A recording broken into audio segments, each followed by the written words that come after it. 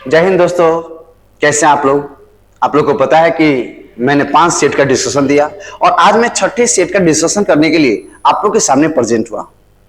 और मैं 2-3 दिनों से सेट का डिस्कशन नहीं डाल रहा था। वजह था कि आप लोग भी गांव गए हुए हैं और हम भी गांव गए हुए हैं।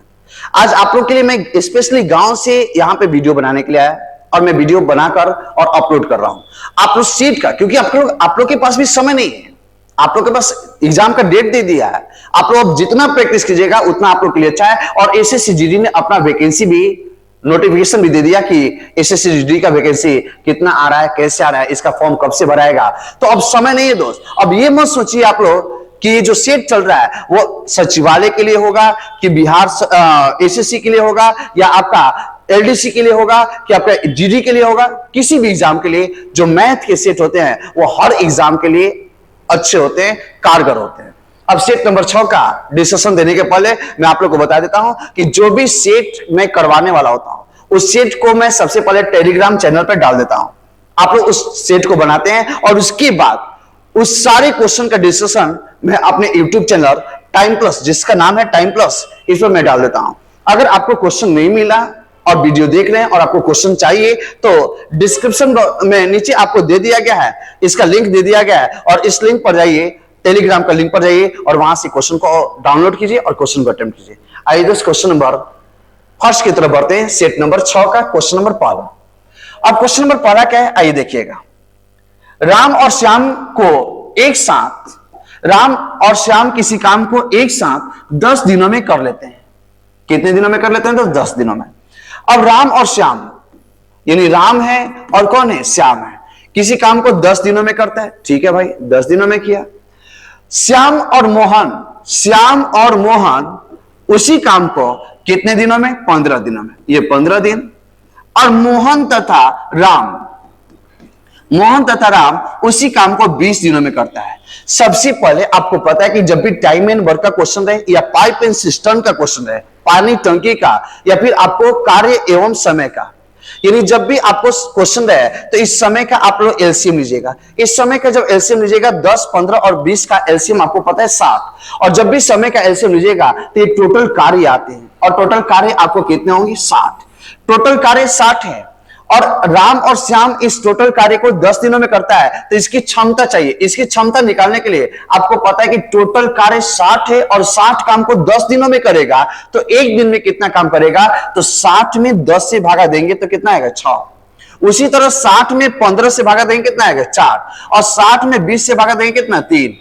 और ये जो आता है वह एक दिन का कार्य होता है। राम और श्याम द्वारा एक दिन में 6 काम, श्याम और मोहन द्वारा एक दिन में 4 काम और मोहन और राम द्वारा एक दिन में कितना काम? 3 काम। अगर इस तीनों को जोड़ेंगे, यानी राम और श्याम का एक दिन का कार्य 6, इसके द्वारा 4 और इसके द्वारा 3, अगर इसको जोड़ेंगे तो आप देखो यहां पे राम 2 बार आएगा। अगर इसको और इसको जोड़िएगा तो राम कितने बार आएगा? 2 बार। तो राम 2 बार आएंगे तो यहां पे 2 कॉमन ले लेंगे, राम 2 बार आएगा। श्याम भी कितने बार आएगा? 2 बार आएगा। और मोहन भी कितने बार आएगा? 2 बार आएगा। और जब इसको जोड़ेंगे तो तीनों के क्षमताओं का योग कितना आएगा? 6 + 4 + 3, 6, 4, 10, 3, 13, यानी तीनों के क्षमताओं का योग 13 आएगा। अब देखिएगा दोस्त, अब यह 2 से 2 जब उधर जाएगा बराबर के उधर जाएगा तो डिवाइड होगा, भागा होगा, तो यहां पे आएगा राम प्लस श्याम प्लस मोहन, इसकी क्षमताओं का योग 13/2। आपसे क्वेश्चन पूछा है तो बताइए अकेले मोहन उस काम को कितने दिनों में करेगा। अब आपसे मोहन के द्वारा समय पूछा है कि अकेले अगर मोहन करता तो उस कार्य को कितने दिनों में करेगा। तो मोहन के द्वारा जब समय पूछा जाए तो टोटल कार्य, टोटल वर्क बटे में मोहन की क्षमता आपको मालूम नहीं चाहिए मोहन की क्षमता कितना है, लेकिन यहां पे मोहन की क्षमता अकेले मालूम नहीं है, आपको मोहन की क्षमता निकालना है। तो राम और श्याम की क्षमता को यहां पे रखेंगे। अब बताओ राम और श्याम की क्षमता यहां पर है, राम और श्याम की क्षमता कितना है? 6। तो जब यहां पे 6 रखिएगा तो 6 प्लस मोहन की क्षमता = 13/2। और जब मोहन की क्षमता निकालेंगे तो 13/2 और इधर प्लस है तो उधर जाएगा तो क्या होगा? माइनस, यानी 13/2 माइनस 6, ये आपका आएगा मोहन की क्षमता 2 × 12, 13 में से 12 घटेगा 1/2। तो मोहन की क्षमता 1/2 आया। तो मोहन की क्षमता 1/2 आया और मोहन द्वारा समय पूछा है, तो समय इक्वल टू मोहन के द्वारा टोटल वर्क आपकी 60 थी, 60 बटे में 1/2। 2 कहां जाएगा दोस्त? ऊपर जाएगा, तो 2 ऊपर जाएगा, तो 60 गुनी 2 ये आपके 120 दिन, और 120 दिन किसके द्वारा? मोहन के द्वारा। अगर आपको श्याम के द्वारा पूछता तो श्याम का क्षमता निकालते हैं और श्याम की क्षमता से टोटल कार्य में भाग देते हैं, तो आपका श्याम का समय निकलता है। लेकिन यहां पे क्वेश्चन मोहन के द्वारा पूछा था, तो ऑप्शन नंबर क्या जाएगा? ए। क्वेश्चन नंबर दूसरे की तरफ बढ़ते हैं। क्वेश्चन नंबर दूसरा क्या है? हम जानते हैं कि छठ पर्व आज खरना का दिन है, कल आपके अर्घ होगा, पहला अर्घ होगा। आप लोग के पास समय नहीं है दोस्त, लेकिन जब भी समय मिले आप इस वीडियो को जरूर देखिए। बहुत सारे लोग फास्टिंग किए हैं, बहुत सारे मेरे स्टूडेंट फास्टिंग किए हैं, लेकिन एग्जाम का भी डेट फिक्स है दोस्त। तो एग्जाम तो आपको देना है। भगवान करे कि आप लोग का एग्जाम बहुत अच्छा जाए और आप लोग फास्टिंग में भी वीडियो देखने में बहुत ज्यादा आपको मेहनत मिलेगा। आप लोग वीडियो से इसे कंसेप्ट को समझिएगा। क्वेश्चन नंबर दूसरे की तरफ बढ़ते हैं। क्वेश्चन नंबर दूसरा क्या है? क्वेश्चन नंबर दूसरा देखिएगा, ए में कार्य करने की क्षमता बी से 3 गुना है। यानी 2 लोग हैं, एक ए है और एक क्या है? बी है। क्षमता, कार्य क्षमता, यानी क्षमता को इंग्लिश में बोलते हैं एफिशिएंसी। ए की जो क्षमता है वो बी से 3 गुना है। अगर बी की क्षमता 1 है तो ए की क्षमता कितना? 3 गुना है। आगे बढ़ते हैं। अतः वह किसी काम को करने में, ये 8 नहीं, यहां पे बी होगा दोस्त, गलती से टाइपिंग मिस्टेक है। यानी बी से 20 दिन कम समय लेता है। कौन कम समय लेता है? ए। तो ए जो है वो बी से 20 दिन कम समय लेता है। तो सबसे पहले यहां से समय की बात करते हैं। समय, आप लोग को पता है कि जो समय होता है वो हमेशा क्षमता का इनवर्स होता है। इनवर्स का मतलब उल्टा होता है। अगर क्षमता ज्यादा तो समय क्या? कम, और क्षमता कम तो समय क्या? ज्यादा। तो ये आपको इनवर्स करने का मतलब ये ऐसे हो जाएगा, यहां पे कितना? 1 और यहां पे कितना? 3। इसके समय का जो अनुपात होगा 1:3 होगा। यानी समय, ए जो समय लेगा वह 1 यूनिट लेगा और बी जो समय लेगा वह 3 यूनिट लेगा। तो मैं पूछना चाहता हूं, यहां पर जो ए है वह बी से कितना समय कम लेता है? 2 यूनिट, यानी 2 यूनिट कम लेता है। लेकिन क्वेश्चन में आपको बोले गए हैं, ध्यान से देखिएगा कि वह मतलब कौन? ए के बारे में बोला है, वह किसी काम को करने में बी से 20 दिन कम समय लेता है। लेकिन आप बताओ बी से कितना यूनिट कम लेता है? 2 यूनिट। लेकिन आपके प्रश्न में बोले गए हैं 20 दिन कम समय लेगा। यानी आप बताओ 1 यूनिट का मान, 1 यूनिट का मान यहां से निकालने के लिए कटेगा, और यहां पे कितने बार में कटेगा दोस्त? 10 बार में, यानी 10 दिन। यानी आप बताओ यहां से 1 यूनिट का मान कितना आया? 10 दिन आया। 1 यूनिट का मान 10 दिन आया। तो आपसे पूछा है कि बी अकेले उस कार्य को कितने दिनों में करेगा। यानी बी का समय निकालना था, और आप बताओ बी का समय कितना है? 3 यूनिट, और ए का समय कितना यूनिट? 1 यूनिट। तो आप बताओ 1 यूनिट का मान यहां पे कितना? 10 दिन। और जब 1 यूनिट का मान 10 दिन आ गया तो आप बताओ बी का समय निकालना है, तो बी का समय कितना? बी समय कितना लेगा? 3 यूनिट, और 1 यूनिट का मान 10, तो 3 गुने 10 कितना दिन? 30 दिन। आपके ऑप्शन नंबर कौन से जाएंगे दोस्त? ऑप्शन नंबर ए आप लोग का आया होगा। क्वेश्चन नंबर तीसरे की तरफ आते हैं। क्वेश्चन नंबर तीसरा क्या है? क्वेश्चन नंबर 3, जल से पूरे भरे बर्तन, जल से पूरे भरे बर्तन का वजन 16.5 केजी। ठीक है भाई, 16.5 केजी है। जब बर्तन का 1/4 भाग भरा है, जब बर्तन का 1/4 भाग क्या है? भरा है। यानी कितना भरा है? 1। यानी भरा आपको कितना है? 1। और टोटल बर्तन कितना? टोटल आपको बर्तन है 4। तो आपसे मैं पूछूंगा कि 4 जब टोटल बर्तन है और उसमें से 1 भाग भरा है तो कितना खाली है? अगर खाली की बात करेंगे, खाली की बात करेंगे तो 3 यूनिट खाली है। अब आगे बढ़ते हैं क्वेश्चन में। 3 यूनिट आपके खाली है। क्वेश्चन में बोला है कि 1/4 भाग भरा है तो उसका वजन 5.25 केजी है। यानी 1/4 भाग रहा है, यानी भरा कितना है? 1। जब 1 भरा है तो इसका वजन कितना है? 5.25 केजी। तो आपसे मैं पूछूंगा कि टोटल भरा होता तो इसका वजन ये 4 यूनिट है, और 1 यूनिट का मान 5.25, तो 4 यूनिट का मान 4 गुने 5.25, और इसका मान आएगा 21 केजी। गुना कीजिएगा, 5.25 गुने 4, यानी 5.25 में जब 4 से गुना कीजिएगा तो ये 21 के जाएगा। लेकिन आपको कितना खाली है? 3 यूनिट। आपसे क्वेश्चन में पूछा है कि खाली बर्तन का वजन क्या होगा। खाली बर्तन का वजन, यानी आपसे खाली का वजन पूछा है तो खाली का वजन निकालना है। तो आप बताओ यहाँ पे टोटल कितना है? 21 केजी माइनस, अब बताइए जल से पूरा बर्तन भरा होता तो कितना होता? 16.5, यानी 16.5 माइनस करेंगे और इसमें खाली का पूछा है तो खाली 3 यूनिट से भागा देंगे तो 21 में से 16.5 घटेगा तो ये आपके आएंगे 4.5 केजी और बटे में 3 यूनिट और ये कटेगा और ये आपके आएंगे 1.5 केजी। ऑप्शन नंबर आपके जाएंगे ऑप्शन नंबर ए, यानी खाली बर्तन का जो वजन है वो 1.5 केजी है दोस्त। क्वेश्चन नंबर 4 की तरफ बढ़ते हैं। क्वेश्चन नंबर 4 क्या है? एक व्यक्ति 3 समान दूरियां, यहां पे एक वर्ड यूज हुआ है समान दूरी। क्वेश्चन के लैंग्वेज पर ध्यान दीजिएगा, क्वेश्चन आखिर बोलना क्या चाहता है, क्वेश्चन में दिया क्या है। 3 समान दूरियां, कितने समान दूरी? 3 समान दूरियों को 15 kilometre per hour, 12 kilometre per hour तथा 20 किलोमीटर पर आवर की चाल से तय करता है।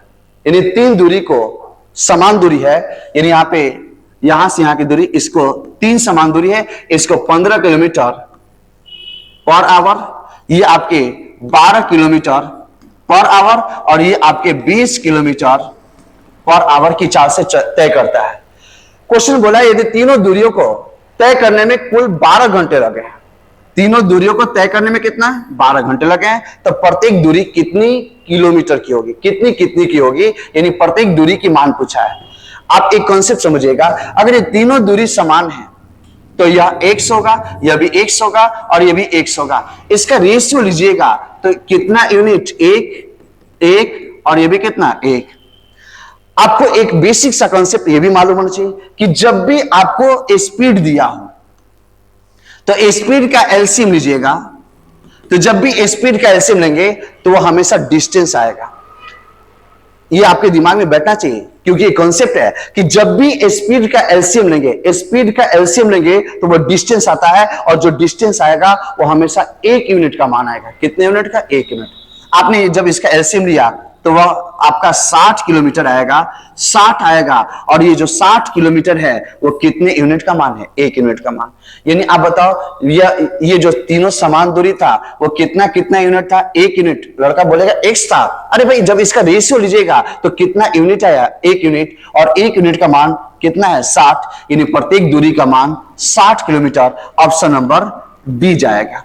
अगर क्वेश्चन में कुछ ऐसे होता, ध्यान से समझिएगा, ये क्वेश्चन आपके कंप्लीट हो गए। अगर क्वेश्चन में ये आपको होता कि पहला दूरी दुगना है, दूसरा दूरी भी दुगना है और तीसरा दूरी अगर आधा है या तिगुना है, तिगुना बोलता है। तो अगर तीनों दूरी अगर ऐसे रहता तो जब इसका रेशियो लेते हैं तो ये 2 और ये कितना? 3।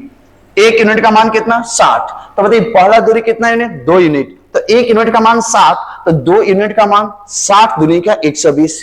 ये दूसरा दूरी 2 यूनिट तो 60 दूनी का 120 और तीसरा दूरी 3 यूनिट तो 60 तिया 180। लेकिन यहाँ पे 2 नहीं लिख सकते हैं, वजह है क्योंकि ये तीनों दूरी आपके समान थे, और जब तीनों दूरी समान थे दोस्त, तो ये आपको x यानी यहाँ पे ये तीनों दूरी 1 यूनिट और 1 यूनिट का मान कितना? 60 किलोमीटर। ऑप्शन नंबर डी जाएंगे। क्वेश्चन नंबर 5 की तरफ बढ़ते हैं। क्वेश्चन नंबर 5 क्या है? रेगुलर सेट बनाइए दोस्त। रेगुलर, जितना सेट का प्रैक्टिस होगा उतना आप बेस्ट करोगे। जितने सेट मैं आपको बनवा दूं उतना आप लोग के लिए बढ़िया होगा। सेट नंबर 6 का क्वेश्चन नंबर 5वां देखिए। एक प्लेटफॉर्म पर खड़े एक व्यक्ति को 8 सेकंड में पार करती है। कोई एक ट्रेन है, एक प्लेटफॉर्म पर खड़े एक व्यक्ति को 8 सेकंड में। आपको पता है कॉन्सेप्ट कि जब भी किसी व्यक्ति को कोई ट्रेन पास करेगी वो सिर्फ अपनी लंबाई पास करेगी, क्योंकि इस आदमी की लंबाई 0 माना जाता है। तो अपनी लंबाई पार करेगा और कितने सेकंड में? 8 सेकंड में। तो ट्रेन की चाल बराबर है दूरी बटे में समय। तो दूरी कितना है? x। सिर्फ अपनी लंबाई पार करेगा और समय कितना? 8। ये जो चाल है, जो आदमी को पार करेगा उस समय ट्रेन की चाल, और जब प्लेटफॉर्म को पार करेगा उस समय ट्रेन की चाल, ये दोनों चाल आपस में बराबर होगा। अब क्वेश्चन में आगे देखते हैं, वो 264 मीटर लंबे एक प्लेटफॉर्म को 20 सेकेंड में पार करता है। अरे भाई, प्लेटफॉर्म को पार करेगा तो इसकी चाल तो बराबर ही होगा ना, यानी 264 मीटर लंबे प्लेटफॉर्म को 20 सेकेंड में पार करेगा, तो यहां पर कौन सी दूरी पार करेगा? एक तो ट्रेन अपनी लंबाई और एक प्लेटफॉर्म की लंबाई, यानी जो पार करेगा और जिसको पार करेगा। तो ट्रेन की लंबाई x और प्लेटफॉर्म की लंबाई 264 और डिवाइडेड बाई समय कितना लगा? 20 सेकेंड। 20 सेकेंड। अब यहां से आपसे क्वेश्चन में पूछा है कि ट्रेन की रेलगाड़ी की लंबाई निकाले, यानी ट्रेन की लंबाई x का मान निकालना है। अब यहां से घटाइएगा, 4 दूनी का 8 और 4 5 20, क्रॉस मल्टीप्लाई कीजिएगा, ये 5x equal to 2x plus 2 चौका 12 और ये आपका 528। ये अगर 2x को इधर लाइएगा तो 5x में से 2x आएगा, 3x आएगा ना दोस्त, और इक्वल टू 528। आप लोग बोलते चलिए कि हाँ सर ये अब आगे बढ़िए, अगले स्टेप में जाइए। आप बताओ सर, आप सुन थोड़ी ना रहे? अरे हम सुन रहे हैं दोस्त, आप बोलिए तो सही। यानी आप बताओ 3 से कटाइएगा तो 3 से कटाइएगा तो यहाँ पे एक समान आएगा, 3 एकम 3 2, 3 7 21 और 3 6 18, 176। अब क्वेश्चन में यदि मीटर दिया है तो मीटर और सेंटीमीटर दिया है तो सेंटीमीटर, लेकिन आपको क्वेश्चन में क्या चिन्ह दिया था? लंबाई मीटर में, तो 176 मीटर। ऑप्शन नंबर बी जाएगा। अगर यहाँ पे यूनिट होता तो 176 मीटर होता, लेकिन वैसे भी यहाँ पे दिया था कि मीटर में क्या होगा, तो 176 मीटर। क्वेश्चन नंबर आपका छठे की तरफ बढ़ते, क्वेश्चन नंबर 6। क्वेश्चन नंबर 6 देखिएगा, किसी आयत का परिमाप जिसको इंग्लिश में बोलते हैं पेरीमीटर, और आयत के जो परिमाप होते हैं वो 2 गुने लंबाई जोड़ चौड़ाई। आप लोग तुरंत लिखिएगा 2 into L plus B equal to, इसके परिमाप कितने दिए गए थे? 60। तो यहां से एल प्लस बी का मान आप निकालिए, 2 से घटेगा। एल प्लस बी का मान कितना आया दोस्त? 30। यानी लंबाई और चौड़ाई को जोड़ने पे कितना आया? 30 आया। इसके बाद क्वेश्चन में बोला है कि उसके क्षेत्रफल और उसकी लंबाई का अनुपात, उसके क्षेत्रफल को आपने एरिया लिखा, और उसके लंबाई का जो अनुपात है वो कितना है? 12:1 है। अब बताओ एरिया, आयत का क्षेत्रफल का फॉर्मूला, आयत के एरिया का फॉर्मूला लंबाई गुने चौड़ाई, एल इंटू क्या? बी अनुपात। और इसके जगह पे मैंने इसको रख दिया, और ये अनुपात एल इक्वल टू 12:1, और यहां से एल से एल कटा तो बी अनुपात 1 इक्वल टू 12:1। तो यहां से बी का मान कोई बताएगा? 12, और यह 1 के बराबर है। तो चौड़ाई कितना आया? 12। तो जब चौड़ाई 12 आ गया तो लंबाई कितना होगा दोस्त? इसमें वैल्यू को पुट कर लीजिए, लंबाई प्लस चौड़ाई इक्वल टू 30, और जब चौड़ाई आपको 12 आ गया तो यहां से लंबाई कितना आएगा? 30 में से 12 जाएगा, कितने आएंगे दोस्त? 18। और मीटर, यहां पे ऑप्शन में मीटर है और ये सेंटीमीटर है, ये सेंटीमीटर नहीं होगा, यहां पे मीटर होना चाहिए था। यानी आपको बताइए लंबाई कितना मीटर? आपको 18 मीटर। ऑप्शन नंबर सी जाएगा दोस्त। क्वेश्चन नंबर 7 की तरफ बढ़ते हैं। क्वेश्चन नंबर 7 क्या है? 14 सेंटीमीटर भुजा के समषष्ठभुज, वर्ड पे ध्यान दीजिए, समषष्ठभुज बोला है। समषष्ठभुज के अंतर्वृत्त का क्षेत्रफल, इसके अंदर के वृत्त का क्षेत्रफल, और वृत्त का क्षेत्रफल पूछा है तो वृत्त के क्षेत्रफल का फॉर्मूला आपको पता है दोस्त, कि वृत्त के क्षेत्रफल का फॉर्मूला पाई आर स्क्वायर। अब बात आता है कि सर पाई का तो वैल्यू मालूम है 22/7। मेन आपका प्रॉब्लम आया आर में, अगर आर निकल जाता आपका काम हो जाता, यानी आर। अब यहां पे मैं लॉजिक बता देता हूं, यानी आपको याद क्या रखना है इस क्वेश्चन में? इस क्वेश्चन को याद नहीं रखना है, लड़का क्वेश्चन को रखता है नहीं दोस्त। इस क्वेश्चन में जो कॉन्सेप्ट आया उस कॉन्सेप्ट पर विशेष ध्यान दीजिए। और इस क्वेश्चन में कॉन्सेप्ट है समषष्ठभुज के अंतर्वृत्त का क्षेत्रफल, यानी अंतर्वृत्त का क्षेत्रफल निकालते समय उसके त्रिज्या का जरूरत पड़ेगा। और समषष्ठभुज के अंतर्वृत्त के त्रिज्या का फॉर्मूला होता है √3/2 इंटू ए। अगर इसके परिवृत्त का क्षेत्रफल पूछता तो परिवृत्त की त्रिज्या मालूम होना चाहिए था, और परिवृत्त की त्रिज्या का फॉर्मूला होता है ए, और जहां ए बराबर में समषष्ठभुज की भुजा की लंबाई। तो अब यहां से r का वैल्यू निकल गया √3/2 इंटू ए, तो √3/2 इंटू ए के जगह पर 14 सेंटीमीटर, और इसका क्या? स्क्वायर 22/7 इंटू ये 2 7 14 कट गया, तो ये 7√3 और इसका स्क्वायर यानी 7 गुने 7 और रूट 3 का स्क्वायर 3, किसी भी रूट का स्क्वायर करेंगे तो वहां से रूट हट जाएगा, तो यहां से 7 से 7 कटा, ये 22 7 154, 154 गुने 3 और 3 से गुना कीजिएगा, 3 चौका 12 के 2, 3 5 15 116 और 3 एकम 3 1 4, 462। अगर ये सेंटीमीटर में है तो सेंटीमीटर स्क्वायर, अगर मीटर में होता तो मीटर स्क्वायर। अब देखिए इसकी भुजा की लंबाई सेंटीमीटर में दिया था तो 462 सेंटीमीटर स्क्वायर। ऑप्शन नंबर 2 ए। ऑप्शन नंबर कौन सा जाएगा? ए जाएगा। एकदम बेस्ट कीजिए दोस्त, बेस्ट। बेस्ट का मतलब होता है कि अब उससे ज्यादा कुछ नहीं होना चाहिए।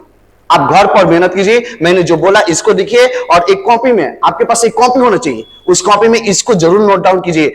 इस क्वेश्चन में यही इंपॉर्टेंट था। ये तो कैलकुलेशन आप लोग कर सकते हो, जब आर का वैल्यू निकल जाता तो आप वैल्यू को पुट करते और क्वेश्चन को निकाल लेते। जो मैं साइड में लिख दूं कि ये इंपॉर्टेंट है, इसको अपने कॉपी में नोट डाउन कर लेना। क्वेश्चन नंबर 8 की तरफ बढ़ते हैं। क्वेश्चन नंबर 8 क्या है? क्वेश्चन नंबर 8, 14 मीटर लंबाई की घनाकार, जिसको इंग्लिश में बोलते हैं क्यूब घनाकार टंकी में रखी जा सकने वाले बड़े से बड़े गोले का पृष्ठ क्षेत्रफल। अब देखिए घनाकार यानी एक क्यूब के आकार का आपका जो टंकी होगा, उसके अंदर सबसे बड़ा से बड़ा गोला यानी स्फीयर रखना है, तो उस गोले का पृष्ठीय क्षेत्रफल। अब गोले के पृष्ठीय क्षेत्रफल, यहां पे ध्यान दीजिएगा दोस्त, यहां पे इंपॉर्टेंट चीज क्या है? पृष्ठीय क्षेत्रफल। और पृष्ठीय क्षेत्रफल का एरिया जो होता है, गोले के पृष्ठीय क्षेत्रफल का एरिया जो होगा उसका होता है, इसको इंग्लिश में बोलेंगे कर्व सरफेस एरिया भी बोल सकते हैं, वक्र पृष्ठीय क्षेत्रफल भी बोलते हैं, यानी कर्व सरफेस एरिया।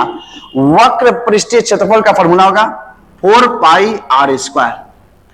और इसके वॉल्यूम, इसके आयतन का फॉर्मूला होता है, किसके आयतन? गोले के, तो 4/3 पाई आर क्यूब, ये इसका आयतन का फॉर्मूला होता है। ये दोनों फॉर्मूला आपको याद होना चाहिए। लेकिन आपसे पूछा है पृष्ठीय क्षेत्रफल का एरिया, तो यहां पे area equal to 4 into pi r square. अब देखो दोस्त, क्वेश्चन को कैसे बनाया जाएगा? 4 तो आपको मालूम है कि 4 तो जो कहते हैं लिख देंगे, पाई का वैल्यू मालूम है 22/7। अब मामला आके फंसेगा आर में, यानी जब भी आपसे किसी घन के अंदर सबसे बड़ा से बड़ा गोला रखा जाए, अगर उसकी त्रिज्या के बारे में जानना हो तो घन के अंदर जो त्रिज्या होगा स्मॉल आर, अगर अंदर रखा जाएगा तो उसके अंदर की त्रिज्या स्मॉल आर होगा, और आर का मान उस घन के मेरे बात तो ध्यान देना, घन के भुजा के लंबाई का आधा होता है, यानी आर इक्वल टू भुजा का क्या? आधा। किसकी भुजा? घन के भुजा का आधा होगा, यानी आर की जगह पर आप बताइए 14 मीटर लंबाई का एक घनाभाकार है। घनाभाकार का मतलब होता है इसमें लंबाई, चौड़ाई और ऊंचाई तीनों समान होगा, यानी 14 का आधा होगा, यानी 4 इंटू 22/7 और इंटू 14 का आधा कितना? 7, यानी 7 इंटू 7, यहां से कटेगा दोस्त, 7 से 7 कटा, और ये आपका 22 चौका 88। अरे भाई इसको गुना कीजिएगा तो 88 आएगा। 88 इंटू 7, ये 7 8 56 की 6, 5 7 8 56 और 7 8 56 और 5 61 616 आपका मीटर में है, तो मीटर स्क्वायर। एरिया के लिए मीटर स्क्वायर होगा, अगर यही आयतन होता तो मीटर क्यूब होता, तो 616 मीटर स्क्वायर। ऑप्शन नंबर आपका बी जाएगा दोस्त। यहां पे याद रखने वाला बात क्या है? यहां पे याद रखने वाला बात ये है और ये है कि जब भी घनाभाकार टंकी के अंदर अगर गोला रख दिया जाए और उस गोले की त्रिज्या की बात करेगा तो उसकी भुजा का आधा, अगर ये घन अगर होगा, यानी क्यूब के अंदर की बात करेंगे, अगर ये घनाभाकार रहेगा, ये घनाकार है, और एक होगा घनाभाकार जिसमें लंबाई, चौड़ाई और ऊंचाई तीनों अलग अलग होता है, और घनाकार में लंबाई, चौड़ाई और ऊंचाई तीनों समान होता है। क्वेश्चन नंबर 9 में चलते हैं। क्वेश्चन नंबर 9 क्या है? क्वेश्चन नंबर 9 आपके ट्रिगो के हैं। अब यहां पे आपको वैल्यू याद होना चाहिए, sin π/4 इंटू, ये इंटू का चिन्ह है, इंटू का मतलब गुना, cos π/6 इंटू tan π/3। अब पाई का मान आपको याद होगा तभी जाके क्वेश्चन आसानी से बनेगा। अगर पाई का वैल्यू आपको याद नहीं है तो फिर क्वेश्चन नहीं बनेगा। दोस्त पड़ोसी से उधार ले लेंगे, ठीक है, पड़ोसी अगर उधार देने लायक होगा तब ना, उधार देने का मतलब एग्जामिनेशन हॉल में पड़ोसी से पूछ लेंगे, और पड़ोसी के पास वो चीज नहीं होगा, उसको भी मालूम नहीं होगा, तो फिर किससे लेंगे? तो दोस्त मामला फंस जाएगा। अगर आप लड़की हैं, बुरा मत मानिएगा, अगर लड़की है तो पड़ोसी उधार दे भी देगा, यानी पड़ोसी से पूछेगा तो बता भी देगा। लेकिन लड़का है, पूछ के देखिएगा ना, नहीं बताएगा दर्द, क्योंकि ज्वलनशीलता होता है लड़का के बीच में। साइन पाई बाई 4, यानी पाई के जगह पे कितना 180, 180 बटे में क्या है 4, 180 में जब 4 से भागा दीजिएगा तो 45 डिग्री, यानी sine 45 degree, sine 45 degree into 180 बटे में 6, 180 में जब 6 से भागा दीजिएगा तो 30 आएगा, यानी cos 30 इंटू 10 पाई के जगह पे 180। अब एग्जामिनेशन हॉल में इसको लिखना नहीं है, डायरेक्ट इसका मान लिखना है, मैं आपको तो समझाने के लिए यहां पे लिख दे रहा हूं। 180 बटे में 3 और ये कितना जाएगा 6 हो जाए 60। अरे 180 में 3 से भागा दीजिएगा 60 आएगा, यानी tan कितना डिग्री तो 60 डिग्री। अब यहां पे वैल्यू को पुट कीजिएगा, साइन 45 का मान कितना 1 बटे में √2 1/√2 इंटू cos 30 का मान कितना √3/2, ये याद होना चाहिए। tan 60 का मान कितना आपके √3, जब इसको सॉल्व कीजिएगा तो √3 इंटू √3, इसके नीचे कुछ भी नहीं तो 1 है, ऊपर ऊपर मल्टीप्लाई होगा, कुछ कटने लायक नहीं है इसीलिए कटाएंगे नहीं, तो √3 गुने √3 आपको 3, और नीचे जब मल्टीप्लाई कीजिएगा तो 2√2, ऑप्शन नंबर सी। आप लोग मारे होंगे दोस्त, पक्का ऑप्शन नंबर सी को मारे होंगे। क्वेश्चन नंबर 10 में आते हैं। क्वेश्चन नंबर 10 क्या है? क्वेश्चन नंबर 10 है, ये आपका ज्योमेट्री से क्वेश्चन है दोस्त, आपको घबराना नहीं है, मैं हर एक कॉन्सेप्ट को एकदम आसानी से बोलूंगा, मतलब एकदम आराम से बोलूंगा और उसको आसान भाषा में बोलूंगा। आप लोग उसको लिखने की कोशिश करना और समझने की कोशिश करना। बार बार सेट बनाने से आप देखिएगा, पहला सेट में आपको डर सबसे ज्यादा, दूसरे सेट में उससे कम, तीसरे सेट में थोड़ा सा कम होगा लेकिन एकदम खत्म नहीं होगा। लेकिन जब 10 सेट बनाइएगा तो आपका डर अंदर से भाग जाएगा और तब मन करेगा कुछ क्वेश्चन को अटेम्प्ट करें। लेकिन जब आप 15 सेट बना लीजिएगा तो आपके अंदर कॉन्फिडेंस आएगा कि नहीं, मैं क्वेश्चन को बना सकता हूं। आइए देखिए क्वेश्चन में क्या बोला है। चित्र में ओ वृत्त का केंद्र है। अच्छा, ये जो ओ है वह वृत्त का सेंटर है तथा एंगल बीओसी 150 डिग्री है। आपसे पूछा है बीईसी इसी एंगल का मान पूछा है। सबसे पहले एक बात समझिए दोस्तों, यहां पे आपने देखा, यहां पे क्या देखा कि ए बी सी और ई, तो गौर कीजिएगा, ये आपको चतुर्भुज बना। ये जो चतुर्भुज बना, ये चतुर्भुज के चारों शीर्ष बिंदु वृत्त के परिधि पर है। देखो दोस्त, ये भी वृत्त के परिधि पर है, ये भी वृत्त के परिधि पर, परिधि का मतलब होता है सर्कमफेरेंस, यह भी वृत्त के परिधि पर और यह भी वृत्त के परिधि पर, यानी वृत्त के परिधि पर है, इसलिए इस चतुर्भुज का नाम साइक्लिक क्वाड्रिलेटरल यानी चक्रीय चतुर्भुज बना, चक्रीय चतुर्भुज पड़ा। और चक्रीय चतुर्भुज की सबसे बड़ी प्रॉपर्टी क्या होती है कि आमने सामने इस एंगल और इस एंगल का जो सम होगा वह 180 डिग्री होगा। तो अगर आपको ये एंगल मालूम होता, ये एंगल अगर आपको मालूम होता, अगर ये एंगल आपको मालूम होता तो ये एंगल का मान निकालने के लिए इस एंगल को 180 में से घटा देते, आपका काम हो जाता। सर जी ये एंगल तो निकल सकता है, लड़का के मन में बात आ रहा है, जो मेरा क्लास किया है, जो मेरा पहले का वीडियो देखा है, उसके मन में बातें आ रही हैं कि सर ये इसका मान तो निकल सकता है, कैसे? तो देखिए दोस्त, ये आपको क्या है, जीवा है। एक ही जीवा के द्वारा वृत्त के परिधि पर बनाए गए कोण वृत्त के केंद्र पर बनाए गए कोण का आधा होता है। तो ये आप बताओ, ये जीवा है, इसी के द्वारा केंद्र पर बना और इसी के द्वारा परिधि पर बना, तो परिधि का कोण केंद्र के कोण का आधा होगा। और जस्ट इसका उल्टा भी बोल सकते हैं कि केंद्र पर बना हुआ कोण परिधि पर बने हुए कोण का दुगुना होता है। तो अगर ये 150 है तो ये कितना होगा, 75 डिग्री। सर जी अब तो क्वेश्चन बन जाएगा, ये मान निकालना है, ये एंगल निकालना है, तो 180 माइनस, क्योंकि आमने सामने के कोणों का सम, आमने सामने के कोणों का सम 180 होता है, 180 माइनस 75 और 180 में से 75 जाएगा 105 degree. Option number C. Question number 11 की तरफ बढ़ते हैं। इसमें बस यही चीज जानना था। इस क्वेश्चन में आपको क्या जानना है, क्या सीखना है दोस्त, कि चक्रीय चतुर्भुज में आमने सामने के कोणों का योग 180। दूसरा चीज यह सीखना है कि वृत्त के परिधि पर बना हुआ कोण वृत्त के केंद्र पर बने हुए कोण का आधा होता है। दो बात सीखना है इस क्वेश्चन में। क्वेश्चन नंबर 11, हर एक क्वेश्चन में मैं बताते चलूंगा कि इसमें सीखना क्या है।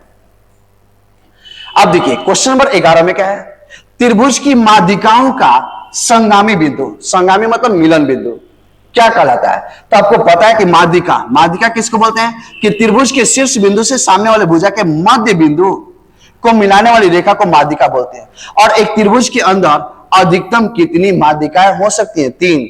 क्यों 3 माध्यिकाएं ही होंगी? क्योंकि 3 को शीर्ष बिंदु होता है और हमेशा माध्यिका शीर्ष बिंदु से ही खींचा जाएगा। शीर्ष बिंदु से सामने वाले भुजा के मध्य बिंदु को मिलाने वाली रेखा माध्यिका कहलाती है। और जब ये माध्यिका है जिस बिंदु पे कट करती है उसी को बोलते हैं केंद्रक, और इंग्लिश से बोलते हैं सेंट्रॉइड।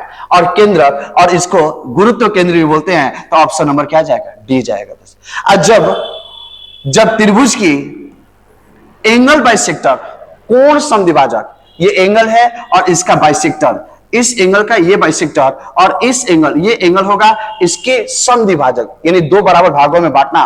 2 बराबर भागों में बांटना। इस एंगल को जब 2 बराबर भागों में बांटा जाएगा और जिस बिंदु पर मिलेगा उसी को बोलते हैं अंतर केंद्र, जिसको इंग्लिश में बोलते हैं इन सेंटर, और इसको आई से रिप्रेजेंट किया जाता है। मैं ज्योमेट्री में हर एक कॉन्सेप्ट को बताया है दोस्तों। आगे बढ़ते हैं। क्वेश्चन नंबर आपका 12। क्वेश्चन नंबर 12 देखिएगा। एक तालाब के किनारे, वाह क्या बात है, तालाब के किनारे, हमको लगा कि छठ की बात हो रहा है, लेकिन चलो भाई, एक तालाब के किनारे बगुले अपना चारा चुग रहे हैं, ठीक है, और वही कुछ कुत्ते खेल रहे हैं। वही कुछ कुत्ते क्या कर रहे हैं? खेल रहे हैं। यानी यहां पे 2 तरह के जीव जंतु की बात हुआ है, एक आपका बगुला और एक आपके कुत्ता। तो जब बगुला की बात किया जाएगा, यहां पे समझिएगा, ऐसे क्वेश्चन को ध्यान से समझना चाहिए। एक बगुला और एक आपके क्या? कुत्ता, ठीक है भाई। आपको पता है कि बगुला के कितने पैर? 2 पैर। बगुला के 2 पैर और कुत्ते के कितने पैर होते हैं? 4 पैर होते हैं। लेकिन चाहे वो बगुला हो और चाहे वो कुत्ता हो, अगर सिरों की संख्या पूछा जाएगा, पैर अलग अलग हो सकते हैं लेकिन सिर हमेशा एक ही होगा। यानी कोई भी जीव जंतु, ऐसा कोई जीव जंतु जिसके, या बगुला हो, कुत्ता हो, भेड़ हो, कुछ भी हो, बकरी हो, कुछ भी हो, उसके सिरों की संख्या कितना? 1। अब क्वेश्चन में क्या बोला? यदि उनके सिरों की संख्या 24 है, यानी टोटल सिरों की संख्या, ये नहीं बोला कि कितने बगुला और कितने बकरी, सॉरी कितने कुत्ता, आपको बोला कि टोटल संख्या कितना है? सिरों की संख्या कितना है? 24। तो टोटल अगर सिरों की संख्या 24 है, अगर मैं टोटल मैं मान लू कि टोटल अगर बगुला ही होता, 24 के सिर अगर बगुला का ही होता, तो पैर कितने होते हैं? तो 24 गुने 2, 2 पैर बगुला के, टोटल सिर कितना? 24। तो टोटल सिर 24, तो टोटल का टोटल मैंने बगुला मान दिया, तो कितने पैर होते? 24 दूनी का 48। लेकिन अगर कोई लड़का मानता कि टोटल के टोटल कुत्ता ही होते, तो कितने सिर थे? 24। इन 24 कुत्ते के कितने पैर? 24 चौका 96। आपके प्रश्न में अब आगे देखिएगा, तथा पैरों की कुल संख्या 60। पैरों की संख्या न 48 था न 96 था। 48 होता तो हम बोल देते कि 24 वो बगुला था, तभी तो 24 दूनी का क्या? 48। अगर 96 पैर होते हैं तो मैं बोल देता कि कुत्ता को था? 24 को था। लेकिन ना, 48 है न 96 है, टोटल कितने पैर हैं? 60। तो जब भी आपको टोटल पैर की संख्या दे दे, उसको हमेशा बीच में रखेंगे और इसके बीच में एलिगेशन लगाएंगे। एलिगेशन लगाएंगे तो बताइए, एलिगेशन का मतलब होता है उसके बड़े में से छोटे को घटाना। तो 96 में से 60 जाएगा, यहाँ पे कितना बचेगा? 36। अब तो 48 में से 60, 48 और 60 का जो अंतर आएगा, यानी 60 में से अब 48 आएगा, तो यहाँ पे कितना बचेगा? 12। इसका जो रेशियो लेंगे ये 3:1 लेंगे। इसका मतलब कि 3 यूनिट बगुला होगा और कुत्ता की संख्या कितना? 1 यूनिट। यानी अगर 3 को बगुला होगा तो सिरों की संख्या 3, और कुत्ता की संख्या अगर 1 है तो इसके भी 1 सिर, यानी टोटल सिर यहां से कितने आते हैं? 3 और 1 कितना? 4। ये 4 यूनिट आपको टोटल सिर होना चाहिए था, लेकिन प्रश्न में दिया है टोटल सिरों की संख्या कितना? 24। तो यहां से 1 यूनिट का मान निकालेंगे तो 1 यूनिट का मान आएगा, कटेगा दोस्त कितना? 6। 1 यूनिट का मान 6। तो आपसे पूछा है कि बगुला की संख्या, आप बताइए बगुला की संख्या पूछ दिया, तो बगुला की संख्या कितना यूनिट है? 3 यूनिट, और 1 यूनिट का मान कितना? 6। तो 3 यूनिट का मान 6 3 18। अगर आपसे कुत्ता की संख्या पूछ देता तो यहाँ पे 1 यूनिट और 1 यूनिट का मान कितना? 6। तो 1 गुने 6 कितना? 6 आता। लेकिन आपसे बगुला की संख्या पूछा था तो आप आंसर दीजिएगा कितना? 18। अगले क्वेश्चन में बढ़ते हैं दोस्त। Question number 13। क्वेश्चन नंबर 13 क्या है? आइए देखिएगा। क्वेश्चन नंबर 13, 243 के पावर में n/5 और ये इंटू है, ये इंटू है दोस्त, इंटू 3 के पावर में 2n प्लस 1, नीचे आपको 3 के पावर में 2n और यहां पर भी इंटू है 3 के पावर में n माइनस 1। अब इस ऊपर वाले को देखिएगा थोड़ा सा ध्यान से, ये 243 है। इस 243 को 3 के पावर दोनों का समान करने की कोशिश कीजिए, तो 243 को 3 के टर्म में लिखा जा सकता है। कैसे लिखेंगे? 3 के पावर में कितना? 5, और इस होल के पावर में n बाई 5 इंटू 3 के पावर में कितना? 2n प्लस 1 नीचे। अब देखिए दोस्त, यहां पर दोनों का बेस समान है, दोनों का बेस आधार समान है और इसके बीच में गुना का संबंध हो, तो आप लोग को एक कंसेप्ट पता है। यहां पे सीखने वाली बात क्या है समझिएगा, a के पावर में n m इंटू a के पावर में n, अगर दोनों का बेस समान है और इसके बीच में गुना का संबंध हो तो इसको लिखा जाएगा a के पावर में m प्लस n, यानी पावर आपस में जुड़ जाते हैं। अगर a के पावर में m अब बटे में a के पावर में n हो, अगर दोनों के बेस समान है लेकिन ये दोनों आपस में भागा के रूप में हो, तो यहां पर भी सॉल्व करने का तरीका a के पावर में है, ऊपर वाले में से नीचे वाले का पावर घट जाएगा a माइनस n। यानी यहां पे सीखने वाली दो बातें हैं और इसको सीखिएगा दोस्त ध्यान से। अब नीचे आपको पता है कि बेस समान है तो पावर को जोड़ेंगे, तो पावर को जोड़िएगा तो 3 के पावर में और पावर जुड़ेगा तो 2n और n कितना? 3n। अब माइनस क्या? 1। जब इसके ऊपर वाले को सॉल्व किए तो आपको यह भी पता है कि a के पावर में m और इसके पावर में n, तो ये पावर आपस में गुना होगा, a के पावर में m इंटू n। यहां पे जब आपस में पावर गुना होगा तो पावर 5 से ये 5 कटेगा, यानी 3 के पावर में क्या? n, तो 3 के पावर में n और इंटू, यहां पे इंटू का संबंध है, 3 के पावर में 2n प्लस 1, यहां भी बेस समान है तो पावर जुड़ जाएगा, तो 3 के पावर में n और 2n कितना? 3n अब प्लस 1 डिवाइडेड बाई 3 के पावर में 3n माइनस 1। यहां पे देखिए दोनों का बेस समान है, दोनों का बेस समान है लेकिन ये बट्टा के रूप में है, भागा के रूप में है, तो इसको लिखिएगा 3 के पावर में पावर घट जाएगा, इसमें से इसको घटाइएगा दोस्त, तो जब इसमें से इसको घटाइएगा तो लिखिएगा 3n प्लस 1, जेम कहते हो, इसको माइनस करना है, माइनस 3n और ये माइनस माइनस क्या? प्लस 1। अब देखिए यहां से क्या होगा कि 3n से 3n कटेगा और 3 के पावर में यह 1 प्लस 1 और प्लस 1 कितना? 2, तो 3 के पावर में 2 कितना? 9। आपके ऑप्शन नंबर कौन से जाएंगे? बी, ऑप्शन नंबर बी जाएगा। क्वेश्चन नंबर 14 की तरफ बढ़ते हैं। क्वेश्चन नंबर 14 क्या है? क्वेश्चन नंबर 14, दो संख्याओं a और b का लघुत्तम समापवर्तक, a और b एलसीएम, यानी दो संख्या आपको कौन है? a और b है और इसका एलसीएम कितना है? 72 है। ठीक है भाई, और उसके बाद ये कंडीशन दे दिया, ये कंडीशन ही मेन इंपॉर्टेंट चीज है। यहां पे दिया है कि 72 से छोटा होना चाहिए a और a से छोटा क्या? b। ये दो संख्याओं का गुणनफल, दो संख्याओं का लघुत्तम समापवर्तक 72 है और ये दो संख्या कौन कौन है दोस्त? a और b था, यानी ये दो संख्याएं थे और a और b का मान 72 से छोटा होना चाहिए। a का मान 72 से छोटा, b का मान a से छोटा। तो आपसे क्वेश्चन में पूछा है कि a और b के सबसे बड़े संभावित मान, सबसे बड़े संभावित मान, सबसे बड़ा मान क्या होगा? तो लड़का बोलेगा सबसे बड़ा मान तो सर ये दिख रहा है, ये मार दीजिए।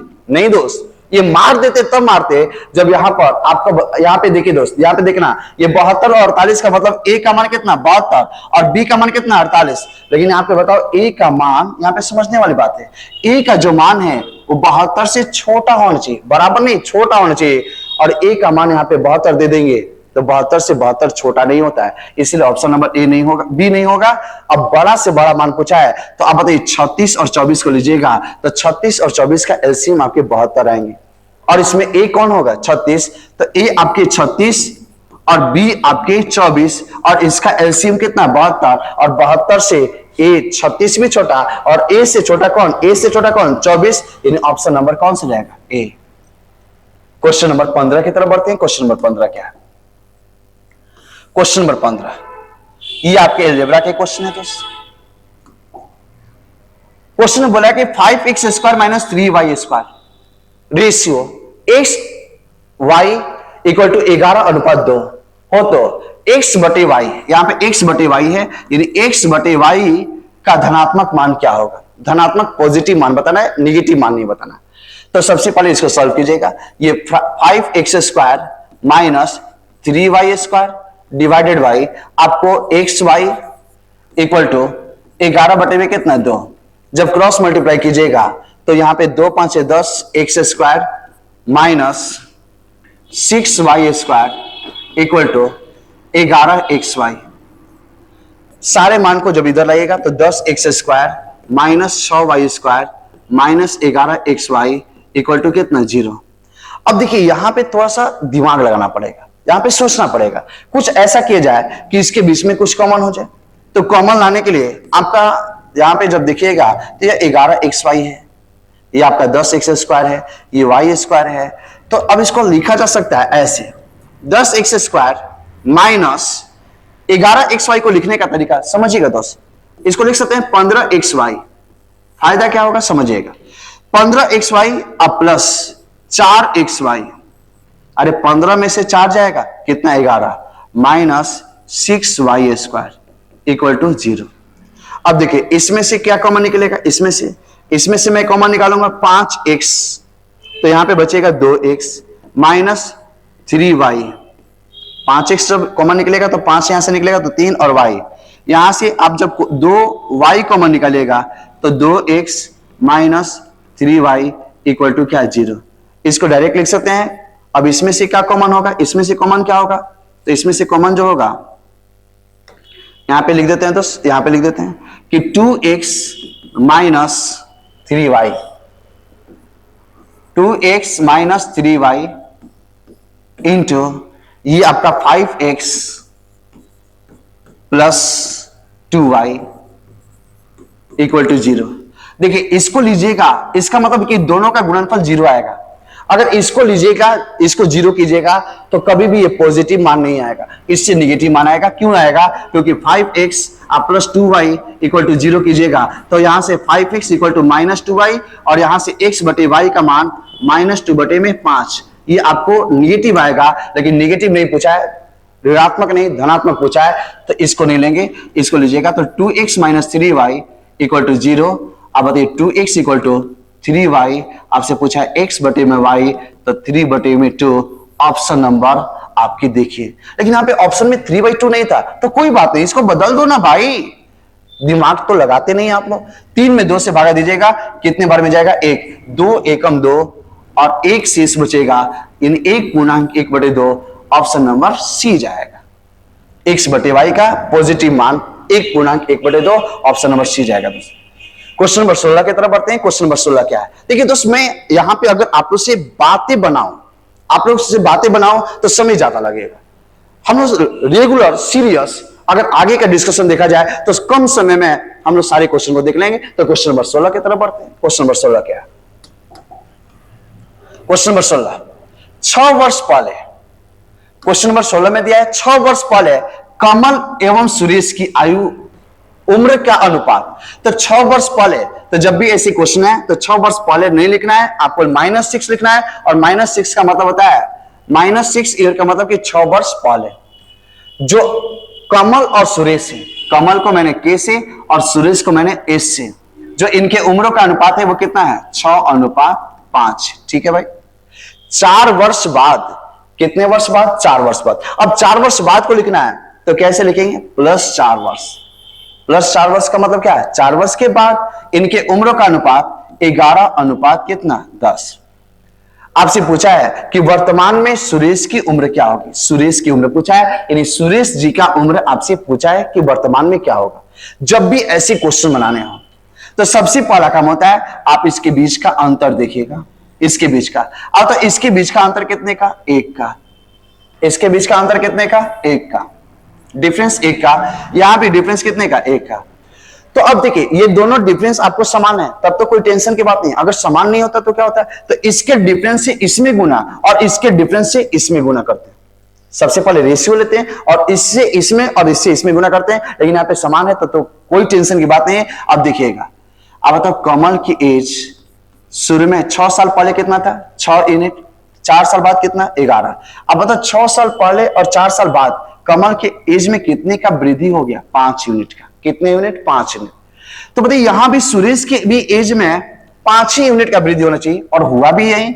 शुरू में 6 साल पहले 5 यूनिट था, लेकिन अब 10 हो गया, यानी यहां पर भी कितने का वृद्धि, 5 का, यानी 5 साल का वृद्धि हुआ, यानी 5 साल का वृद्धि हुआ। लेकिन अब बताओ, यानी कहने का मतलब है कि कमल और कमल के 6 साल पहले और कमल के 4 साल पहले बाद के एज के बीच का अंतर कितने का, 5 का।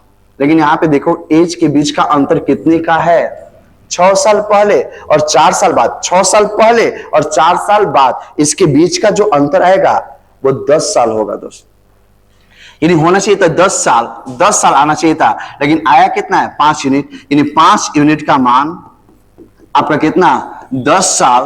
तो आप बताइए 1 यूनिट का मान 10 कटेगा तो 2 साल, और 1 यूनिट का मान 2 साल आया, तो अब किसी का भी मान निकाल लीजिए, मतलब या तो इससे 6 साल पहले का या 4 साल बाद का। तो अगर 6 साल पहले का मान निकालिएगा सुरेश का ही एज निकालना है, तो 1 यूनिट का मान 2 साल, तो 6 साल पहले कितना, 2 5 10। अरे कलर चेंज कर दे रहे हैं दोस्त, यानी 1 यूनिट का मान कितना, 2 साल, तो 6 साल पहले इसकी उम्र कितना, 5 यूनिट, तो 5 दूनी का 10 साल। तो सोचिए 6 साल पहले 10 साल का था, 6 साल पहले अगर आपकी उम्र 10 साल है, तो वर्तमान में उम्र, वर्तमान का पूछा है ना दोस्त, वर्तमान का पूछा है, तो वर्तमान में कितना, 6 साल प्लस कर देंगे, तो 10 + 6 कितना, 16 साल। अगर कोई लड़का इससे निकालता, 4 साल बाद से निकालता सुरेश का उम्र, तो बताइए 10 यूनिट, और 1 यूनिट का मान कितना, 2 साल, तो 10 × 2 कितना, 20 साल। तो 20 साल कब, 4 साल बाद। अब सोचिए 4 साल बाद यदि आपकी उम्र 20 साल, तो वर्तमान में कितना, अब बताओ 4 साल बाद आप 20 साल के हो जाओगे, तो वर्तमान में कितने के कितने के होंगे, तो 4 साल माइनस करोगे। 4 साल बाद का उम्र 20 साल है, तो वर्तमान में 4 साल माइनस करेंगे तो कितना, 16 साल। या तो आप इससे निकालो या तो इससे निकालो, आपका एज कितना आएगा, सुरेश का एज कितना आएगा, 16 साल। क्वेश्चन नंबर 17 की तरफ बढ़ते हैं। क्वेश्चन नंबर 17 क्या है, देखिएगा। क्वेश्चन नंबर 17 है, A, B, C किसी कारोबार के लिए, A, B, C किसी कारोबार के लिए 47,000 अंशदान देते हैं, यानी 47,000 रुपया अपना कंट्रीब्यूट किया, यानी योगदान दिया। A B से 7,000 रुपया अधिक, A जो है वो B से कितना रुपया अधिक, 7,000 रुपया अधिक। A जो है B से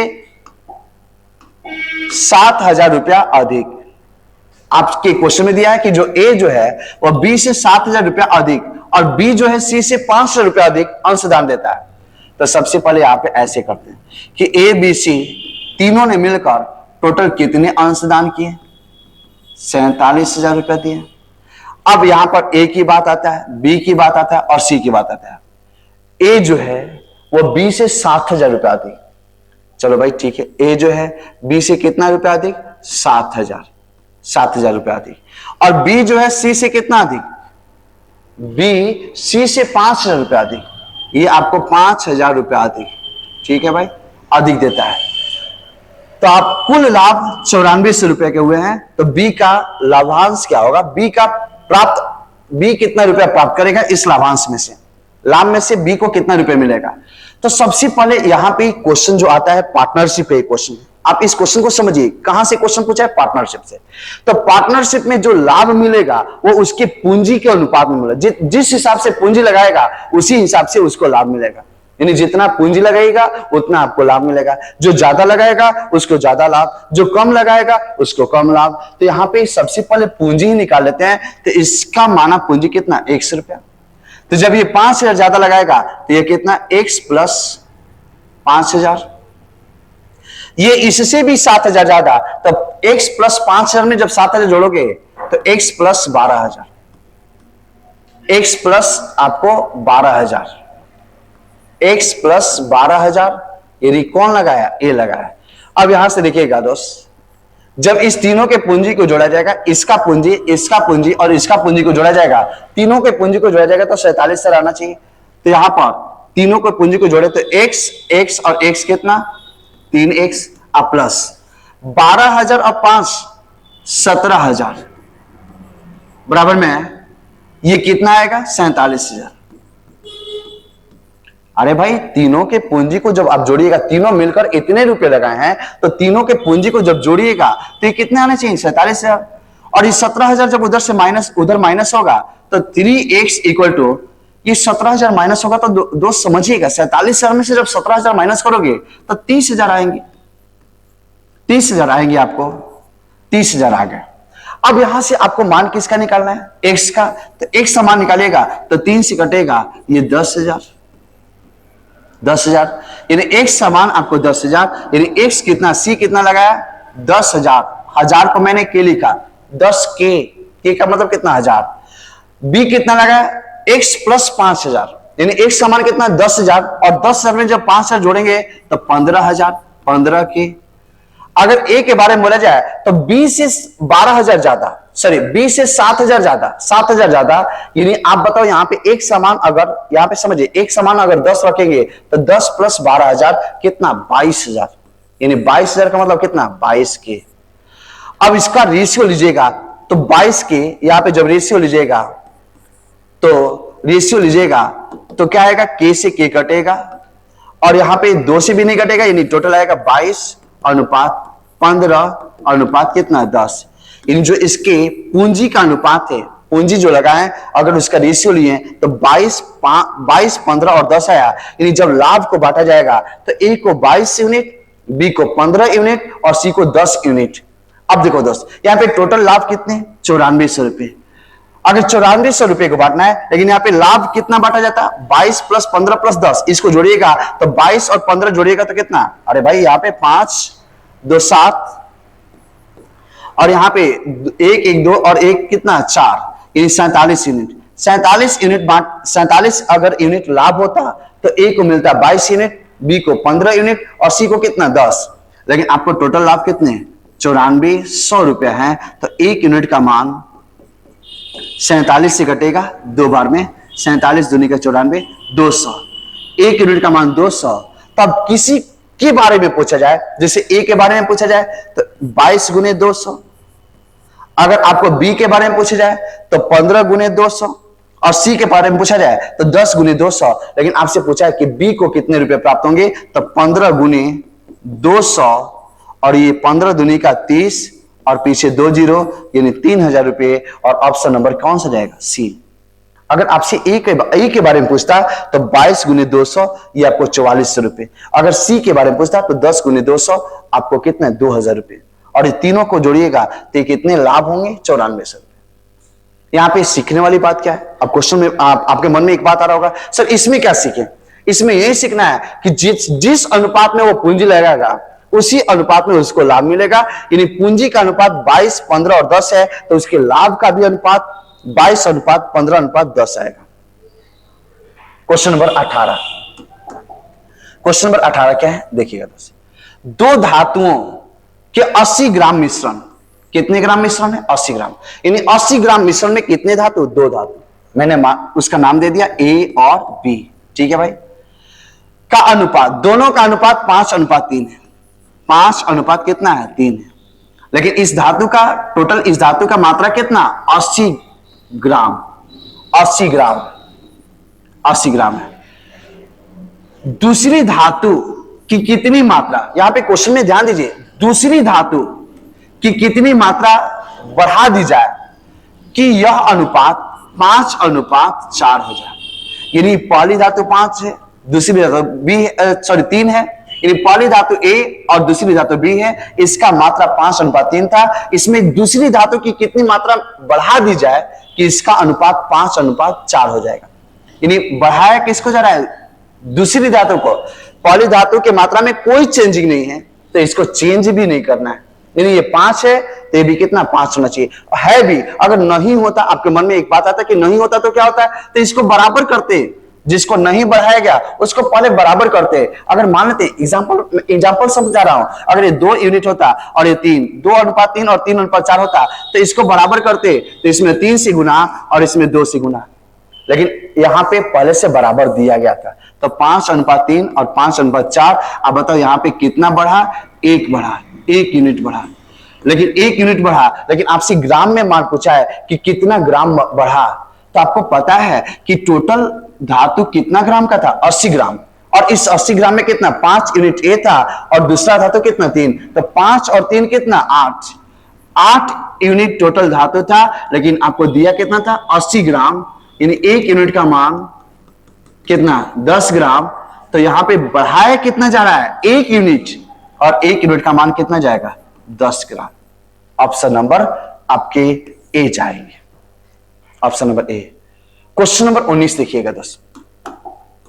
क्वेश्चन नंबर 19 क्या है, पांच संख्याओं में से पहली 4 संख्या, यानी टोटल कितने संख्या 5 संख्या, इसमें से पहली 4 संख्याओं का औसत पांचवी संख्या का दुगना है। ठीक है भाई, ये पहली 4 संख्या, ये 4 संख्या है और इसके औसत समझना दोस्त ध्यान से, औसत पांचवी संख्या का दुगना है, यानी 4 गो संख्या है, संख्या कौ गो है 4 गो। अब पांचवी संख्या के बारे में बात करेंगे तो संख्या कौ गो होगा 1 गो। अरे 5 गो संख्या में से पहली 4 संख्या, यहां पे 4 संख्या, पांचवी संख्या तो अकेले कितना 1 गो संख्या। इस पांचवी संख्या है 1 गो संख्या, लेकिन इसका नाम क्या पड़ेगा पांचवी संख्या, इसका यह एवरेज में क्या है दुगना है। तो अगर यह 1 यूनिट होगा तो ये कितना यूनिट 2 यूनिट। तो अगर संख्या का योग पूछेंगे, संख्या का योग पूछेंगे तो आपको पता है कि संख्या का योग बराबर में औसत गुने संख्या। अब बताओ औसत कितना है 2, संख्या का होगा 4, तो इसका टोटल योग 4 संख्याओं का योग कितना आएगा तो 8 यूनिट। कितना यूनिट 8 यूनिट। पांचवी संख्या में कितना 1 और इसका औसत कितना 1, तो बताइए इस एक वो संख्या का योग कितना आएगा 1 गुने 1, औसत गुने संख्या यानी 1 यूनिट। अगर मैं टोटल संख्याओं को जोड़ दूं यानी 4 संख्याओं का योग 8 यूनिट और पांचवी संख्या का मान कितना 1 यूनिट। अगर पांचों संख्या को जोड़ेंगे तो कितना यूनिट 9 यूनिट। पांचों संख्याओं को जोड़ने पर 9 यूनिट आना चाहिए, लेकिन आप बताइए पांचों संख्याओं का औसत कितना 27। तो जब 5 संख्याओं का औसत 27 है तब 5 संख्याओं का योग कितना होना चाहिए, तो योग बराबर में संख्या गुने औसत या औसत गुने संख्या। तो औसत कितना है 27 और संख्या का वो है 5, तब 5 संख्याओं का योग अगर इससे निकालो तो 27 गुने 5 होना चाहिए था। लेकिन मैं अगर इससे निकालूं कि जब इसके 4 संख्याओं का औसत 2 था और पांचवी संख्या का 1 था, तो इससे निकाला तो 9 यूनिट। तो 9 यूनिट का मान 27 गुने 5, तो 1 यूनिट का मान यहां से निकलेगा तो 9 से घटाइएगा 9 तिया 27, 3 5 कितना 15, 1 यूनिट का मान कितना 15। आपसे पूछा है पांचवी संख्या क्या होगी, पांचवी संख्या का मान कितना यूनिट है 1 यूनिट और 1 यूनिट का मान 15, यानी पांचवी संख्या का मान 15 होगा। अगर आपसे पूछता कि पहली 4 संख्याओं का योग कितना होगा तो 8 यूनिट और 1 यूनिट का मान 15 है, तो 8 यूनिट का मान 15 8 कितना होता है दोस्त 15 चौका 60, 15 8 120, यानी 120 होता है। तो ये 120 और ये 15 जोड़ेंगे तो आपको कितने हो जाएंगे 120 गुने 120 और प्लस 15 कितने 135 हो जाएंगे। लेकिन आपसे पूछा कि पांचवी संख्या का मान कितना होगा 1 यूनिट और 1 यूनिट का मान कितना 15, ऑप्शन नंबर सी जाएगा। क्वेश्चन नंबर आपके 20। क्वेश्चन नंबर 20 क्या है देखिएगा दोस्त, एक व्यक्ति की आय 10% बढ़ी, कुछ दिनों के बाद 20% बढ़ गई, इस प्रकार व्यक्ति की आय में कुल कितने परसेंट, यानी पहले 10% व्यक्ति की आय बढ़ा अब कुछ दिनों के बाद फिर 20% बढ़ गया, यानी टोटल कितने का वृद्धि हुआ, टोटल वृद्धि। और आप लोगों को तो ये बेसिक सा कंसेप्ट भी पता होगा, फॉर्मूला भी, इसको फॉर्मूला से ही बना लेंगे जब डाटा आसान हो तो, और जब डाटा आसान नहीं हो तो मैंने फ्रैक्शन मेथड बताया था x plus y plus x y by कितना 100, ये आपके क्या चिन्ह में आएंगे परसेंट। अब बताओ यहाँ पे 10 प्लस 20 प्लस 20 गुने 10 बटे में 100, ये आपके टोटल वृद्धि होंगे।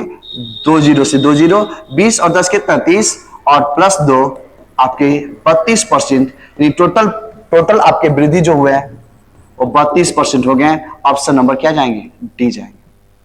क्वेश्चन नंबर 21 की तरफ बढ़ते हैं। क्वेश्चन नंबर 21 क्या है, यानी इसमें सीखने वाली बात क्या थी, इसमें सीखने वाली बात यही था कि अगर 2 संख्याओं का समतुल्य प्रभाव दिखाएंगे तो x plus y plus x y by 100 और ये परसेंट होंगे। क्वेश्चन नंबर 21 देखिएगा, क्वेश्चन नंबर 21 क्या है। अब क्वेश्चन नंबर 21 बहुत आसान क्वेश्चन है, अगर इसको समझ जाइएगा तो एक संख्या में 22.5% वृद्धि करने पर 22%, जब भी आपको प्रतिशत ना हो इसको पहले फ्रैक्शन बदलिए, तो इसको फ्रैक्शन बदलेगा तो 22 दूनी का 44 और एक कितना 45 बटे में 2%, इसको फ्रैक्शन में बदलेगा, तो फ्रैक्शन बदलेगा तो प्रतिशत का चिन्ह हटेगा, तो 45/2 और नीचे आपके 100 ये कटेंगे, 5 9 45 और 20 5 100 यानी 9/40, यानी इस प्रतिशत का मान फ्रैक्शन में 9/40 होगा। एक संख्या में और 22.5% की जगह पे 9/40 वृद्धि करने पर, यानी वृद्धि करने का मतलब है कि शुरू में संख्या कितना 40, शुरू में संख्या आपके 40 थे, अगर 9 का वृद्धि किया जाए तो संख्या कितना हो जाएंगे 49 हो जाएंगे। वृद्धि करने पर वो 98 हो जाता है, प्रश्न में बोला है 98 हो जाता है, लेकिन आप बताओ 40 पर 9 का वृद्धि कीजिएगा तो कितना होगा 49 यूनिट, लेकिन आपके प्रश्न में बोला है 98 हो जाता है, तो 1 यूनिट का मान यहाँ पे 49 दूनी का 98, एक यूनिट का मान 2 आया, तो आपसे क्वेश्चन में पूछा है वह संख्या क्या होगा। संख्या आप बताइए संख्या कितना था 40, तो 40 यूनिट का मान, संख्या आपको 40 यूनिट और 40 यूनिट का मान 40 गुने 2 कितना 80। ऑप्शन नंबर क्या जाएंगे बी जाएंगे। जब भी प्रतिशत को फ्रैक्शन में बदलेगा, यहां पे सीखने वाली बात क्या है कि जब भी प्रतिशत को फ्रैक्शन में बदलेगा तो जो नीचे होता है वो शुरू का मान होता है और जो ऊपर होता है वो वृद्धि या कमी होता है। तो शुरू में संख्या का मान 40 था और उसमें कितने का वृद्धि 9 का, तो 40 में जब 9 का वृद्धि होगा तो 49 होना चाहिए था, लेकिन वृद्धि होने के बाद वो 98 हो जाता है, होना चाहिए था 49, लेकिन वो कितना जाता है 98, यानी 49 यूनिट का मान 98, तो 1 यूनिट का मान 2 और इससे आप संख्या निकालिए। क्वेश्चन नंबर आप 22 पे आते हैं। क्वेश्चन नंबर 22 क्या है, रहीम कुछ संतरे इस प्रकार खरीद कर, यहां पे खरीद कर होगा, खरीद कर बेचा कि 40 संतरों का क्रय मूल्य 50 संतरों के बिक्री मूल्य के बराबर है।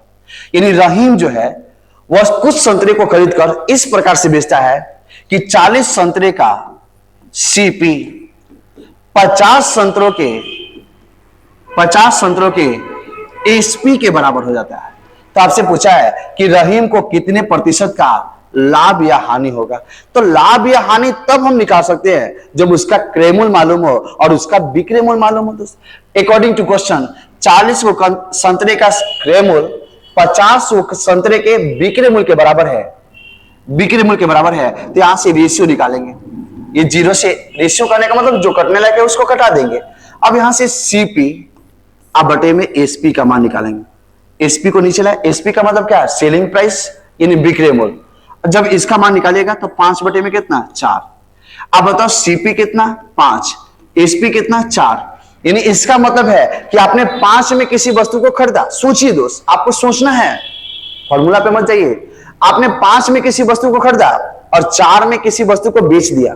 5 रुपए में किना और 4 रुपए में बेचेगा तो आपको फायदा नहीं घाटा होगा, यानी इस केस में आपको लॉस होगा। लेकिन आपसे यहां पे लॉस नहीं पूछा है, प्रतिशत लॉस पूछा है, और प्रतिशत लॉस निकालने के लिए आपको कॉन्सेप्ट मालूम है कि ऊपर में क्या होगा लॉस और नीचे क्या होगा सीपी।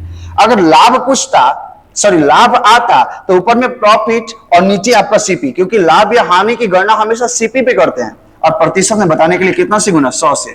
तो यहाँ पे लॉस कितने का हुआ, कितने का घाटा हुआ 1 का, कितने पर हुआ सीपी पर हुआ, सीपी कितना 5 की 4 है 5 है दोस्त, तो 1/5 और गुने 100 यहां पे कटेगा 20, यानी 20% का उसको लॉस हुआ, हानि हुआ, यानी लाभ नहीं हानि होगा दोस्त। क्वेश्चन नंबर 23 पे बढ़ते हैं। क्वेश्चन नंबर 23 क्या है, क्वेश्चन नंबर 23 देखिएगा। क्वेश्चन नंबर 23 800 रुपए की राशि, 800 रुपए की राशि समझिए, क्वेश्चन को पहले पढ़ने का हिम्मत लाना चाहिए। 800 रुपए की राशि 3 वर्षों में साधारण ब्याज पर 920 रुपए हो जाता है, यानी ये साधारण ब्याज का क्वेश्चन है। 800 रुपए की कोई राशि है, यानी मूलधन आपको 800 रुपया है, 3 वर्ष में, यानी 3 वर्ष के बाद वही राशि यानी मिश्र धन कितना हो गया 920 रुपया, 920 रुपया हो गया। ठीक है भाई, फिर आगे बढ़ते हैं। क्वेश्चन में क्या बोला है, यदि दर 3% प्रति वर्ष बढ़ा दिया जाए, प्रति वर्ष बढ़ा दिया जाए, कितना परसेंट 3%, प्रति वर्ष बढ़ा दिया जाए तो समान अवधि, समान अवधि का मतलब होता है कि समान समय, समय कितना साल 3 साल, 3 साल में वह कितनी राशि हो जाएगी। तो सबसे पहले ये सोचिए कि प्रति वर्ष 3% बढ़ेगा, तो प्रति वर्ष मतलब 1 साल में 3% बढ़ेगा, तो 3 वर्ष में कितना बढ़ेगा 3 का 9% बढ़ जाएगा। पहले जितना भी रेट से मिलता था तो वो राशि 920 रुपया होता था, लेकिन अब जो 9% बढ़ गया तो कितना, तो 9% जो बढ़ेगा वो ब्याज किस पर मिलेगा, मूलधन पर, क्योंकि साधारण ब्याज का लॉजिक होता है कि ब्याज हमेशा मूलधन पर मिलता है। तो 800 रुपए पर 9% की दर से कितना रुपए मिलेगा, तो 800 गुने 9/100, ये कटेगा 8 9 72 रुपया का और ज्यादा ब्याज मिलेगा। पहले 920 मिलता था, अब 72 रुपए ज्यादा मिलेगा, तो 72 रुपए इसमें प्लस करेंगे, ये 2 7 2 9 और 9 992 रुपए मिलेगा। ऑप्शन नंबर ए जाएगा दोस्तों। क्वेश्चन नंबर 24 की तरफ बढ़ते हैं। क्वेश्चन नंबर 24 क्या है, किसी धनराशि, वाह क्या बात है, ये क्वेश्चन तो हमेशा रिपीट, ऐसे क्वेश्चन हमेशा रिपीट होते हैं। क्वेश्चन रिपीट होने का मतलब डाटा रिपीट नहीं होना, कॉन्सेप्ट रिपीट होना। किसी धनराशि पर 8% ब्याज की दर से 2 वर्ष का चक्रवृद्धि ब्याज तथा साधारण ब्याज का अंतर इतना रुपया है। ऐसे क्वेश्चन में आपको 2 क्वेश्चन पूछे जा सकते हैं। 2 सालों का CI माइनस SI अगर देगा तो मूलधन पूछेगा, अगर मूलधन देगा तो 2 सालों का CI माइनस SI पूछेगा। तो इसका कॉन्सेप्ट जो याद होना चाहिए आपको, 2 सालों का जब भी CI माइनस SI, ये याद होना चाहिए, equal to P into R बटे में 100 का स्क्वायर। कहीं कहीं आप देखते हैं R बटे में R स्क्वायर बटे 100% होता है, लेकिन आपको वैसे नहीं, डायरेक्ट ऐसे याद रखना है। अब इसमें से क्या देगा, कभी ये दे देगा तो ये पूछेगा, कभी ये दे देगा तो ये पूछेगा, ये ऐसे ही करता है। तो इस क्वेश्चन में आपको ये याद होना चाहिए, हमेशा याद रखिएगा। अब बताइए यहां पर क्वेश्चन में क्या दिया, 2 सालों के CI तथा SI का अंतर दिया था 768, इक्वल टू मूलधन निकालना था, मूलधन को P R स्क्वायर, R की जगह पे कितना 8, ये 8% में होता है, 8 गुने 8 स्क्वायर, अब बटे में 100 इंटू 100। अब देखिए दोस्त, कुछ बच्चे क्या करेंगे, यहां पे इस 100 को घटा देंगे, नहीं 8 से इसको घटाने की कोशिश करो, 8 से 8 9 72, 4 8 6 48, फिर 8 से इसको घटाइएगा, 12 बटे 96 12, बच्चे इसको घटाएंगे, कैलकुलेशन भी स्मार्ट तरीके से करना है। यानी यहाँ पे 12 इक्वल टू P बटे में ये 100 और 100 गुना होगा तो 4 0 आ जाएगा। अब यहाँ पे P का मान निकालना है, तो P इक्वल टू 12 इंटू ये 4 0 से गुना होगा, यानी ये आपके इतने रुपए, और इसको इकाई जाए सैकड़ा, हजार, 10,000, लाख, यानी 1,20,000। ऑप्शन नंबर सी, यानी मूलधन आपके लड़का अगर यहीं पे कराता तो वो उसका कैलकुलेशन ज्यादा जाता, लेकिन यहाँ पे स्मार्ट तरीके से घटाएंगे। यानी 8 से 768 को घटाएं, 96 बार में घटा, 8 से घटाएं 12 बार में घटा, और इसको मल्टीप्लाई कर दिए 12, 1,20,000 रुपए आपके मूलधन होंगे। चलिए दोस्त, क्वेश्चन 24 ही था, सेट नंबर 6 में 24 क्वेश्चन थे। अगली set question number set number 7 का डिस्कशन में कर दूंगा, और आप लोग इस वीडियो को अपने दोस्तों के बीच में खूब शेयर कीजिए ताकि मेरा भी मनोबल बढ़ता रहे। दोस्त आज के लिए इतना है।